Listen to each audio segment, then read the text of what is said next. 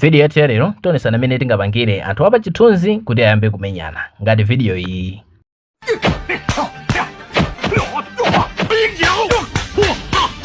Ndenga sinapange follow, tipange follow. Ndipo mosataya nthawi, tiyambe. Ndiye video iyi tigwisa ntchito browser, ndiye tisegula Google Chrome.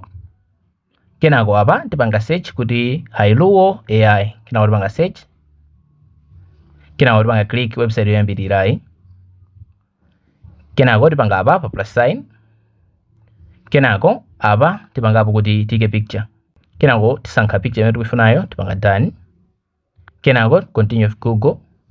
Apa timasankhano Google account. Ibweresa list ya Google account yanu musankha. Kenako apa ndingopanga po paste cause chinthu chonse chachitali. Ndi inunso muzango chilemba chonchi. Ndi tipanga paste.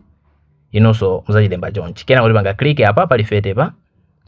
Ndi apa yalemba creating, tipanga apa pa create history pa. Ndiyo umangoyidikira kwa ma minutes kuti imalize. Komano nthawi zina imachedwa. Ndi tidikirirabe. Apo yatheka ndi display ya ndiyotu yatheka anthu aja yamba kuphinzana ndithu. Ndi tipanga download poti yatheka. Ndi kupanga kwake kumene koko. Tiye tionanenso ku video yosatira ngati sinapange follow, tiye tipange follow.